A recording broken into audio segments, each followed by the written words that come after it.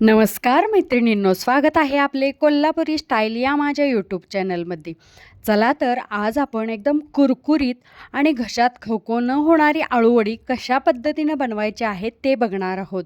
त्यासाठी मी या ठिकाणी पहिल्यांदा पाण्यामध्ये चिंच भिजत घातलेली आहे. त्यामध्येच गूळ किसून घालायचा आहे.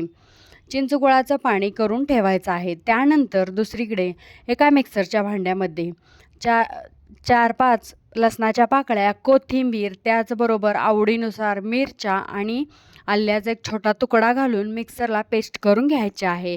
नंतर एका कढईमध्ये आपण करून घेतलेली जी पेस्ट आहे ती पेस्ट काढून घ्यायची आहे आणि नंतर त्यामध्ये आपण चिंचगुळाचे जे पाणी करून घेतलेलं आहे ते पाणी घालायचं. त्यानंतर त्यामध्ये धनाजिरा पावडर, थोडीशी हळद घालायची, 2 चमचे पांढरे तीळ घालायचे आहेत, चिमूटभर सोडा घालायचा आहे आणि नंतर चवीनुसार मीठ घालून चांगलं मिक्स करून घ्यायचं आहे. आपण चिंचगुळाचं पाणी घातल्यामुळं घशात होणारी खवखव, वडी खाल्ल्यानंतर घशात जी खवखव होते ती खवखव कमी होण्यासाठी मदत होते. त्याचबरोबर किंचितसा सोडा घातल्यामुळं वडी अगदी क्रिस्पी बनते.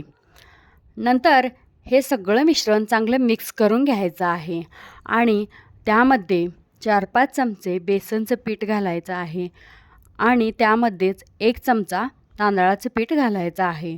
तांदळाच्या पिठामुळं सुद्धा वडी एकदम कुरकुरीत होण्यासाठी मदत होते. व्हिडिओमध्ये दाखवल्याप्रमाणे गरजेनुसार पाणी घालून जास्त पातळही नाही आणि जास्त घट्टही नाही अशी कन्सिस्टन्सी ठेवायची आहे. हे पीठ तयार करून झाल्यानंतर दुसरीकडे आपण आळूची जी पानं घेतलेली आहेत ती पानं स्वच्छ अशी धुवून घ्यायची आहेत. नंतर पोळपाटावरती ठेवून लाटण्यानं लाटून त्याच्या शिरा मोडून घ्यायच्या आहेत. नंतर त्यावरती आपण जे तयार करून घेतलेलं पीठ आहे ते पीठ चांगल्या प्रकारे लावून घ्यायचं आहे. पीठ लावताना जास्त जाडही लावायचं नाही आणि जास्त पातळही लावायचं नाही, मध्यम असं पीठ लावून घ्यायचं आहे. आणि नंतर एक पान लावून झाल्यानंतर त्याच्यावरती उलट्या साईडनं दुसरं पान ठेवायचं आहे, त्यालाही चांगलं पीठ लावून घ्यायचं आहे. अशा पद्धतीनं तुम्ही 2 किंवा 3 पानंसुद्धा लावू शकता. त्यानंतर दोन्ही साईडनं त्याच्या कडा दुमडून घ्यायच्या आहेत आणि दाखवल्याप्रमाणे रोल करून घ्यायचा आहे. रोल करताना थोडंसं दाबूनच रोल करायचं आहे. रोल दाबून केल्यामुळं वडी तेलामध्ये अजिबात सुटत नाही. हलक्या हातानं जर आपण रोल केला तर तेलामध्ये वडी सुटण्याची शक्यता असते. अशा पद्धतीनं मी रोल करून घेतलेला आहे. नंतर गॅसवरती एका भांड्यामध्ये पाणी ठेवायचं आहे आणि त्याच्यावरती उकडीची चाळण ठेवायची आहे. चाळणीला थोडंसं तेल लावून घ्यायचं आहे आणि त्यावरती हे रोल ठेवायचे आहेत.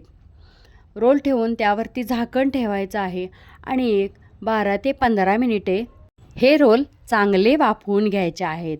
रोल चांगल्या प्रकारे शिजलेत का नाही हे पाहण्यासाठी तुम्ही सुरी त्यामध्ये घालून बघू शकता. सुरी जर एकदम साफ निघली तर रोल अगदी छान शिजलेले आहेत असं समजायचं आणि सुरीला थोडंसं पीठ चिकटलं तर तुम्ही अजून 4-5 मिनिटे हे रोल उकडू शकता.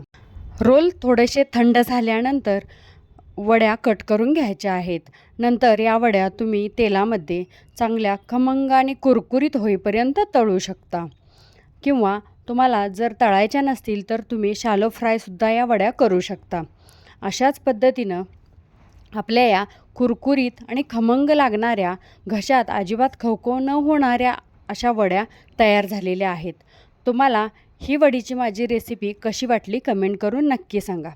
वडीची ही रेसिपी तुम्हाला आवडली असेल तर लाईक करा, शेअर करा आणि माझ्या कोल्हापुरी स्टाईल या चॅनलला अजून सबस्क्राईब केलं नसेल तर अशा छान छान रेसिपीज पाहण्यासाठी माझ्या चॅनलला नक्की सबस्क्राईब करा.